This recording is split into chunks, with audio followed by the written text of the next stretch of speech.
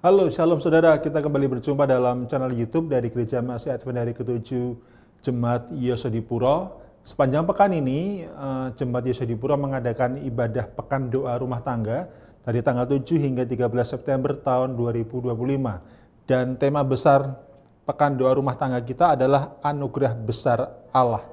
Dan tanpa terasa kita sudah memasuki hari yang kelima, atau pelajaran yang kelima, dan judul pada pelajaran yang kelima ini adalah Karunia Besar Keluarga yang Penuh Kasih. Sebelum lanjut, mari kita berdoa terlebih dahulu. Bapa di surga, biarlah Roh Kudus yang menuntun kami, mengajar kami saat kami akan sama-sama mempelajari pelajaran rumah tangga pada pertemuan kali ini. Dan biarlah kami semua boleh terberkati dengan pembelajaran ini, dan nama Tuhan yang boleh ditinggikan dan dimuliakan. Dalam nama Tuhan Yesus kami berdoa dan mengucap syukur. Amin. Dalam pelajaran kelima yang berjudul Karunia Besar Keluarga yang Penuh Kasih, yang akan kita pelajari adalah seputar bagaimana belajar, berbagi, dan menumbuhkan kasih dalam keluarga setiap hari. Dan ayat hafalannya terdapat di dalam Roma 12 ayat yang ke-10. Di sana dikatakan, hendaklah kamu saling mengasihi sebagai saudara dan saling mendahului dalam memberi hormat. Baik, kita akan mulai dengan bagian awal atau pendahuluan daripada pelajaran kelima kita sepanjang Pekan Doa Rumah Tangga pada pekan ini, saudara. Mengenai pentingnya cinta atau pentingnya kasih. Pada bagian pendahuluan ini dikatakan Tuhan merancang pernikahan untuk menjadi yang pertama. Pernikahan dirancang Tuhan sebagai rumah yang aman dan penuh kasih. Lalu yang kedua, tempat di mana bayi dan balita menerima kasih dan perhatian yang konsisten, sehingga mereka akan tumbuh dengan rasa jati diri yang sehat, serta otak yang kuat, yang siap untuk memiliki empati dan belas kasih. Jadi dari dua poin pertama ini Tuhan merancang bahwa sebuah pernikahan pada akhirnya menjadi tempat yang aman dan penuh kasih untuk setiap anggota keluarga, baik suami, istri, ataupun anak-anak. Dan khususnya pada poin yang kedua mengatakan di sana bahwa ketika rumah menjadi tempat yang aman dan penuh kasih, maka bayi dan juga balita mereka bertumbuh dengan menerima kasih dan perhatian yang sebagaimana mestinya haruslah diterima oleh setiap bayi dan juga balita. Sehingga dengan demikian mereka akan tumbuh dengan sebuah identitas yang membuat mereka bersukacita, pikiran mereka kuat, dan mereka siap untuk kemudian memiliki empati dan belas kasihan kepada sesama anggota atau bahkan kepada orang-orang yang di luar daripada keluarga itu. Lalu yang ketiga, pernikahan adalah pada akhirnya menjadi tempat bagi para anak-anak bertumbuh dan merasakan kasih sayang. Anak-anak akan berkembang dengan baik dalam keluarga yang dipenuhi dengan kasih, dorongan, bukan paksaan saudara, dorongan, penghiburan, dan juga rasa aman. Jadi tadi kita bicara mengenai bayi atau balita, anak-anak yang berusia 5 tahun ke bawah. Tapi sekarang buat anak-anak yang lebih besar atau lebih di atas daripada 5 tahun, maka rumah tangga atau pernikahan seharusnya adalah membuat anak-anak itu bertumbuh dengan dilindungi sebuah perasaan kasih sayang. Mereka berkembang baik secara fisik, mental, ataupun kerohanian, di dalam lingkungan keluarga yang penuh dengan kasih, dorongan, bukan paksaan, tapi lebih kepada secara logika akal sehat mereka dibangun untuk melakukan sesuatu yang positif, dan penghiburan dan juga rasa aman. Dikatakan demikian. Tapi sayang sekali beberapa anak mengalami penelantaran, kekerasan, atau dibiarkan menangis tanpa penghiburan. Dan itu dapat berdampak jangka panjang. Dan saudara, kita harus atau tidak menutup mata bahwa dalam beberapa kalangan, beberapa orang, anak-anak mengalami hal seperti ini. Ditelantarkan, mereka mengalami kekerasan, atau setidaknya mereka melihat kekerasan di dalam rumah yang mungkin terjadi di antara orang tua mereka, atau mereka dibiarkan menangis tanpa ada penghiburan, tanpa didampingi oleh orang tua, dan itu berdampak kepada kehidupan mereka secara jangka panjang. Trauma yang mereka alami pada masa awal kehidupan bisa menghambat terbentuknya hubungan otak. Jadi kita perhatikan di sini, trauma, hal-hal yang buruk yang mereka alami, setidaknya yang mereka lihat dan saksikan, ternyata itu bisa memberikan dampak negatif, yaitu menghambat terbentuknya hubungan otak yang penting bagi kesehatan emosi atau perasaan dan kepedulian terhadap orang lain. Anak-anak yang mengalami hal-hal yang buruk tadi seringkali kesulitan dalam menjalin hubungan Jadi mereka lebih suka menutup diri, merasa takut, kehilangan rasa percaya diri, serta menghadapi masalah kesehatan fisik maupun mental di kemudian hari.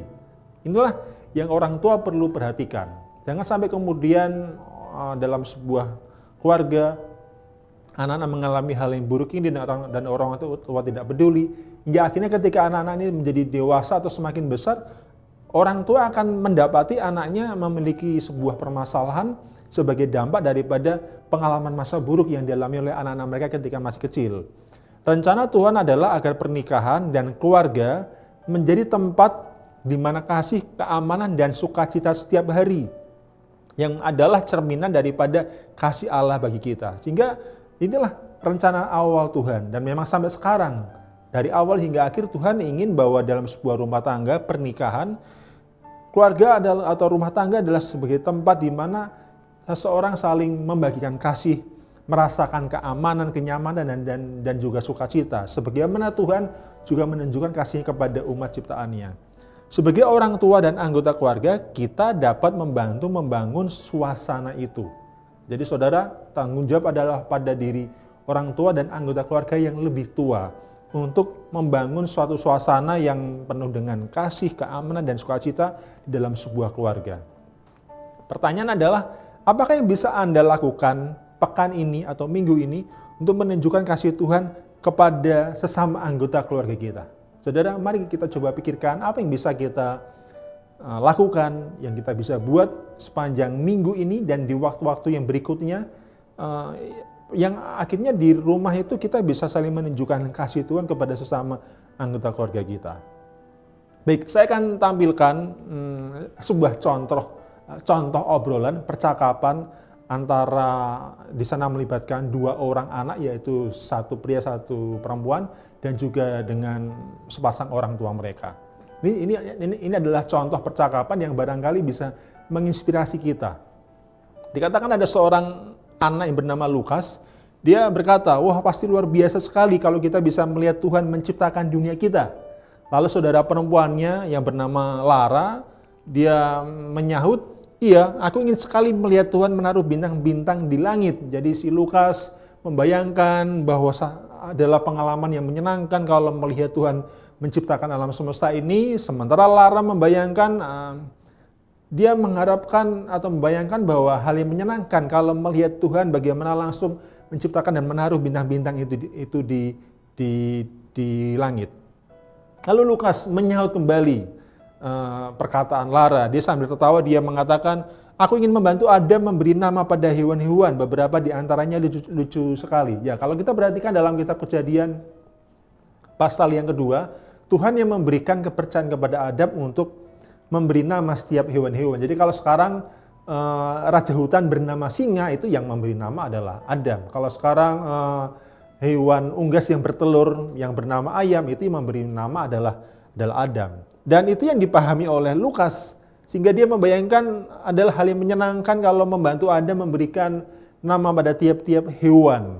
Lalu ayahnya sekarang sambil tersenyum, dia berkata, aku ingin sekali melihat Tuhan menciptakan Adam dan Hawa, yang menyaksikan bagaimana ia menyambut mereka ke dalam dunia yang baru. Jadi ayah dengan pemikiran yang lebih dewasa, dia membayangkan sesuatu yang tentunya cocok dengan orang dewasa. Dia bayangkan bagaimana kalau seandainya dia melihat Tuhan menciptakan Adam, lalu kemudian dari tulang rusuk Adam dibangunlah atau diciptakanlah Hawa. Itu yang coba disampaikan oleh sang ayah, membayangkan bagaimana melihat Tuhan menciptakan Adam dan Hawa.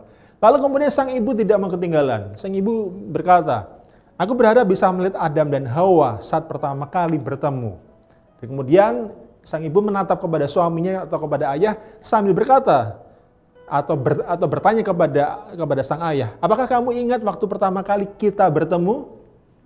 Lalu ayah tersenyum lebar dan dia menjawab, mana mungkin aku bisa lupa? Aku sangat bersyukur kita bisa jatuh cinta. Jadi sang ayah mengatakan ya dia bersyukur bahwa dia dengan istrinya atau dengan sang ibu bisa dapat saling jatuh cinta. Bahwa kamu menikah denganku dan aku sangat bersyukur kalian berdua, yaitu si Lukas dan Lara, lahir ke dalam keluarga kita. Baik, lalu ibu kemudian tidak mau ketinggalan saudara. Sang ibu kemudian mengatakan, keluarga adalah cara Tuhan membangkitkan kasih-Nya. Sekarang ibu mulai menjelaskan prinsip mengenai pernikahan atau keluarga. Dan dia mengatakan keluarga adalah cara Tuhan membagikan kasih-Nya. Ya ini benar, karena kasih sesuatu yang butuh pihak kedua atau pihak ketiga. Keluarga pernikahan juga demikian. Pertama diawali dengan bagaimana sang pria menyatakan kasih kepada sang wanita, begitu pula sebaliknya. Dan ibu kemudian melanjutkan kembali perkataannya. Tuhan menunjukkan kepada Adam dan Hawa seperti apakah kasih itu. Lalu ia menyuruh mereka membentuk keluarga dan mewariskan kasih itu dari orang tua kepada anak. Dan ayah juga tidak mau ketinggalan untuk menyampaikan prinsip lanjutan dari sebuah pernikahan atau sebuah keluarga. Ayah menambahkan, tetapi dosa telah masuk ke dalam dunia dan orang-orang mulai saling menyakiti bukannya mengasihi. Itulah sebabnya Yesus datang untuk menunjukkan kepada kita bagaimana mengasihi Tuhan dan sesama. Ya, ayah mengatakan bahwa dosa telah membuat semua rencana Allah berantakan. Pernikahan dan rumah tangga sebagai salah satu yang dilembagakan Tuhan di Taman Eden juga dirusak oleh karena munculnya dosa yang adalah ulah daripada setan. Tapi ayah menjelaskan, karena itulah Yesus diutus datang ke dunia untuk menunjukkan bagaimana seharusnya kita saling mengasihi Tuhan dan juga sesama. Lalu ibu kemudian dengan ide briliannya dia berkata, baiklah aku punya ide seru, Lukas dan Lara. Bagaimana kalian tahu bahwa kalau ayah dan ibu saling mengasihi? Jadi memberikan sebuah tantangan kecil kepada kedua anaknya. Bayangkan dan coba cari tahu bagaimana kami sebagai orang tua kalian saling mengasihi. Apa yang kami lakukan yang menunjukkan kasih itu? Dan mendapat sebuah tantangan kecil dari ibunya, Lukas dan Lara saling berpandangan, mereka saling melihat satu sama lain, lalu berpikir, dan kemudian Lara mendalui menjawab, kalian saling mengucapkan terima kasih. Lukas juga menambahkan, ayah memaafkan ibu waktu ibu sedikit menabrakkan kendaraan, entah mungkin mobil ataupun sepeda motor. Lalu Lara dengan tertawa kecil dia menyahut, dan ibu memaafkan ayah waktu ayah menjatuhkan vas bunga kesayangan daripada ibu. Kalian saling menolong tanpa diminta. Dan kalian meminta maaf kalau menyakiti, membuat kesalahan atau lupa melakukan sesuatu. Jadi di sini Lukas dan Lara melihat teladan yang ditunjukkan oleh orang tua mereka. Orang tua mereka, ayah dan ibu mereka saling mengucapkan terima kasih, saling memaafkan, saling mengampuni, saling membantu. Dan ketika saling menyakiti maka inisiatif untuk kemudian meminta maaf dan kemudian memberikan pengampunan kepada yang menyakiti. Lalu ayah menjawab, iya setiap hari kita berusaha melakukan hal-hal yang baik untuk satu sama lain. Kita berdua bahagia saat saling bersikap baik, menolong dan bersyukur. Dan respon daripada Lara, aku merasa aman dan senang saat melihat kalian, yaitu melihat orang tuanya saling mengasihi. Dan Lukas menambahkan, aku juga. Jadi kita lihat saudara, anak dalam hal ini Lara dan Lukas, mereka merasa aman, mereka senang. Itu bermula ketika melihat orang tuanya saling mengampuni, saling mengasihi. Bahkan mungkin ketika orang tuanya belum menunjukkan kasih langsung atau tindakan langsung kepada sang anak akan merasakan nyaman, merasakan kedamaian kalau melihat kedua orang tuanya saling mengasihi, saling mengampuni. Sekarang giliran ibu bertanya kembali. Kalau kalian berdua, yaitu Lukas dan Lara, bagaimana dengan kalian? Bagaimana kalian berdua sebagai kakak beradik menunjukkan sikap saling mengasihi? Lukas dan Lara diam sejenak memikirkan bahwa mereka terkadang satu sama lain saling membuat kesal atau saling mengesalkan. Lukas kemudian menjawab, kami berbagi mainan, ya kami kadang saling mengesalkan, kadang bertengkar, tapi kami kadang berbagi mainan. Lara menambahkan, ya kadang-kadang kami juga memang begitu. Lanjut Lara kembali, kami kadang-kadang saling menolong membersihkan kamar. Lukas menambahkan, aku rasa kita bisa lebih sering melakukannya. Jadi pertanyaan daripada ibu kemudian mendorong mereka untuk mengingat kebaikan satu sama lain. Dan Lukas menyatakan komitmennya bahwa kami juga ingin melakukan lebih lagi. Lebih sering melakukan saling berbagi mainan, saling menunjukkan kasih, ataupun saling mengampuni. Sambil tersenyum ibu berkata, kami senang saat kalian saling bersikap baik satu sama lain. Dan ayah pun menyaut, minggu ini aku mendengar Lara mengucapkan terima kasih kepada Lukas karena membawa tasnya yang berat. Jadi ayah memuji daripada sikap Lukas karena membantu Lara membawa atas Lara yang berat. Dan Lara mengucapkan terima kasih. Dan Lukas pun memberi semangat kepada Lara saat dia mengerjakan PR. Ya, mendapat pujian daripada orang tuanya, Lukas menjawab, iya, kami seperti itu karena kami belajar daripada kalian, ayah dan ibu. Bagaimana cara kalian saling mengasihi, dan aku rasa kalian belajar dari Tuhan. Satu hal yang luar biasa, saudara, kalau seandainya dalam rumah tangga, anak mengatakan kami melakukan sikap yang baik karena kami melihat orang tua, dan kami tahu kalian orang tua menunjukkan sikap yang baik, saling mengasihi karena kalian belajar dari Tuhan. Bukankah hal yang luar biasa?